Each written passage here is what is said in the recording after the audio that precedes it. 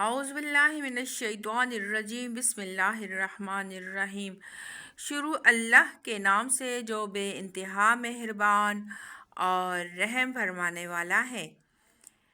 اے اولاد آدم، ہم نے تم پر لباس نازل کیا ہے کہ تمہارے جسم کے قابل شرم حصوں کو ڈھانکے اور تمہارے لیے جسم کی حفاظت اور زینت کا ذریعہ بھی ہو، اور بہترین لباس تقوی کا لباس ہے۔ یہ اللہ کی نشانیوں میں سے ایک نشانی ہے، شاید کہ لوگ اس سے سبق لیں۔ اے بنی آدم، ایسا نہ ہو کہ شیطان تمہیں پھر اسی طرح فتنے میں مبتلا کر دے جس طرح اس نے تمہارے والدین کو جنت سے نکلوایا تھا اور ان کے لباس ان پر سے اتروا دیے تھے تاکہ ان کی شرمگاہیں ایک دوسرے کے سامنے کھولے۔ وہ اور اس کے ساتھی تمہیں ایسی جگہ سے دیکھتے ہیں جہاں سے تم انہیں نہیں دیکھ سکتے۔ ان شیاطین کو ہم نے ان لوگوں کا سرپرست بنا دیا ہے جو ایمان نہیں لاتے۔ یہ لوگ جب کوئی شرمناک کام کرتے ہیں تو کہتے ہیں ہم نے اپنے باپ دادا کو اسی طریقے پر پایا ہے اور اللہ ہی نے ہمیں ایسا کرنے کا حکم دیا ہے۔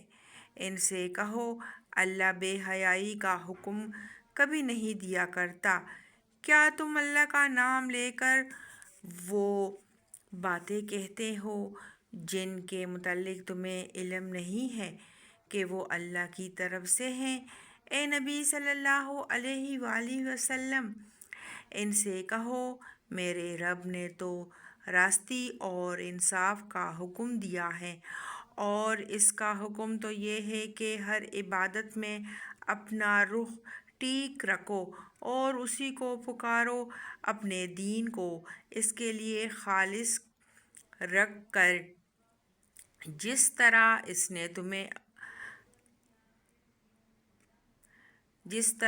نے تمہیں اب پیدا کیا ہے اسی طرح تم پھر پیدا کیے جاؤ گے۔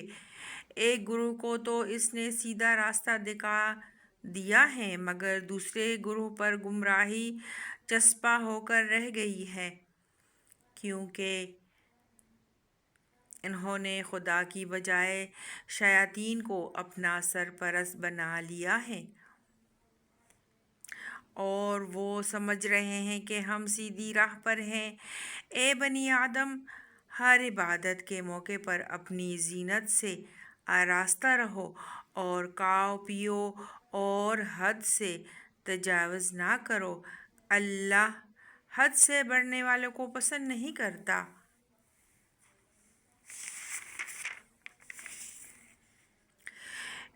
اے نبی صلی اللہ علیہ وآلہ وسلم، ان سے کہو کس نے اللہ کی اس زینت کو حرام کر دیا جسے اللہ نے اپنے بندوں کے لیے نکالا تھا، اور کس نے خدا کی بخشی ہوئی پاک چیزیں ممنوع کر دیے؟ کہو یہ ساری چیزیں دنیا کی زندگی میں بھی ایمان لانے والوں کے لیے ہیں اور قیامت کے روز تو خالصتاً انہی کے لیے ہوں گی۔ اس طرح ہم اپنی باتیں صاف صاف بیان کرتے ہیں ان لوگوں کے لیے جو علم رکھنے والے ہیں۔ اے نبی صلی اللہ علیہ وآلہ وسلم، ان سے کہو کہ میرے رب نے جو چیز حرام کی ہے وہ تو یہ ہیں بے شرمی کے کام، خواہ کھلے ہو یا چھپے، اور گناہ اور حق کے خلاف زیادتی، اور یہ کہ اللہ کے ساتھ تم کسی ایسے کو شریک کرو جس کے لیے اس نے کوئی سند نازل نہیں کی، اور یہ کہ اللہ کے نام پر کوئی ایسی بات کہو جس کے متعلق تمہیں علم نہ ہو کہ وہ حقیقت میں اسی نے فرمائی ہے۔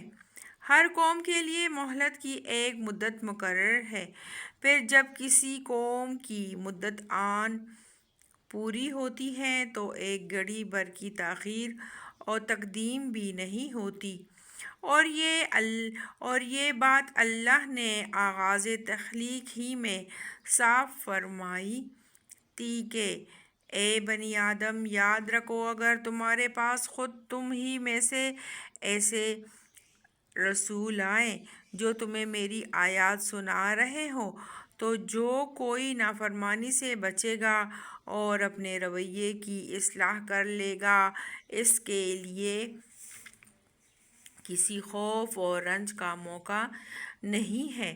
اور جو لوگ ہماری آیات کو جھٹلائیں گے اور ان کے مقابلے میں سرکشی برتیں گے، وہی اہل دوزخ ہوں گے جہاں وہ ہمیشہ رہیں گے۔ آخر اس سے بڑا ظالم اور کون ہوگا جو بالکل جھوٹی باتیں گڑھ کر اللہ کی طرف منسوب کرے یا اللہ کی سچی آیات کو جھٹلائیں۔ ایسے لوگ اپنے نوشتہ تقدیر کے مطابق اپنا حصہ پاتے رہیں گے، یہاں تک کہ وہ گھڑی آ جائے گی جب ہمارے بھیجے ہوئے فرشتے ان کی روحیں قبض کرنے کے لیے پہنچیں گے۔ اس وقت وہ ان سے پوچھیں گے کہ بتاؤ اب کہاں ہے تمہارے معبود جن کو تو تم خدا کی بجائے پکارتے تھے؟ وہ کہیں گے کہ سب ہم سے گم ہو گئے، اور وہ خود اپنے خلاف گواہی دیں گے کہ ہم واقعی منکر حق تھے۔ اللہ فرمائے گا، جاؤ تم بھی اسی جہنم میں چلے جاؤ جس میں تم سے پہلے گزرے ہوئے گروہ جن اور انس جا چکے ہیں۔ ہر گروہ جب جہنم میں داخل ہوگا تو اپنے پیش رو گروہ پر لعنت کرتا ہوا داخل ہوگا، حتیٰ کہ جب سب وہاں جمع ہو جائیں گے تو ہر بعد والا گروہ پہلے گروہ کے حق میں کہے گا کہ اے رب، یہ لوگ تھے جنہوں نے ہم کو گمراہ کیا، لہٰذا انہیں آگ کا دوہرا عذاب دے۔ جواب میں ارشاد ہوگا، ہر ایک کے لیے دوہرا عذاب ہی ہے، مگر تم جانتے نہیں ہو۔ اور پہلا گروہ دوسرے گروہ سے کہے گا کہ اگر ہم قابل الزام تھے تو تمہیں کو ہم پر کون سی فضیلت حاصل تھی؟ اب اپنی کمائی کے نتیجے میں عذاب کا مزہ چکھو۔ صدق اللہ العظیم۔